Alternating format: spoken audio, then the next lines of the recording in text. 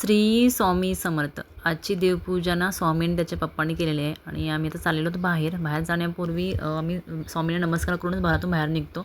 तशी सेम सवय ना स्वामीला पण लागले आणि आमच्या अगोदरच तो नमस्कार करायला जातो. म्हणजे आम्ही कुठे बाहेर जाणार असेल ना तर तो म्हणतो की चला बाप्पाला पण नमस्कार करूया आणि जाऊया. त्यानंतर मी छान अशी रेडी झाली आणि बाहेर जाण्यासाठी आम्ही निघालो.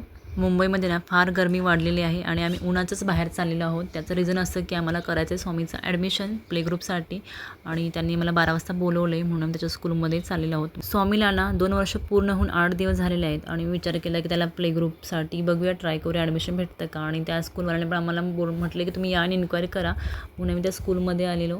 पण स्कूल ना खरंच खूप छान आहे आणि तिथं ॲक्टिव्हिटी रूम आहे ना तिथं खरंच खूप छान आहे आणि मुलांना तर आमच्या दोन्ही मुलांना स्वामीने दोघांना पण खूप आवडली आणि ते दोघांना खूप एन्जॉय करतात. तिथं ज्या आई आहेत ना म्हणजे ते मावशी म्हणतात त्या पण त्यांची खूप केअर करत आहेत आणि स्वामी समर्थ दोघं पण तिथून यायला म्हणत नव्हते की म्हणजे मला इथंच खेळायचं आहे. त्यांना वाटत होतं की आम्ही गार्डनमध्ये आलो आहे किंवा कुठलं तरी किड झोनमध्ये आलं असं वाटत होतं आणि त्यांना खेळायचं होतं. गेम वगैरे होते, खूप ॲक्टिव्हिटी होत्या आणि खेळायचं होतं आणि खरंच स्कूल ना खूप छान वाटलं, मला पण आवडलं खूप.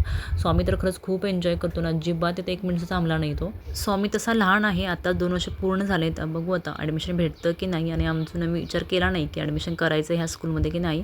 त्यानंतर मी स्कूलमधून बाहेर आलो आणि त्यानंतर खूप ऊन होतं. म्हटलं की स्वामी म्हणाला की मला ज्यूस पाहिजे. त्याला ज्यूस दिला. तिथंच माझ्या भावाचं रूम होती, त्या भावाच्या रूमकडे आम्ही गेलो. तिथे दोघांनी असा पसारा करून ठेवला. ते छोटी बाळ झोपले तर ह्या तिघांनी ना खूप पसारा केला होता. त्यानंतर आम्ही आलो समतला घेऊन हॉस्पिटलमध्ये. समतला ॲलर्जी झाले, कोणती ॲलर्जी झाली, त्यासाठी त्याला ना आम्ही डॉक्टरकडे दाखवायला म्हणून आलो. डॉक्टर बोलले त्याला मातीची ॲलर्जी झाली. जेव्हा समत गावी होता ना तेव्हा तो मातीमध्ये खेळायचा आणि त्याची त्याला ॲलर्जी झाली असं डॉक्टर बोलले.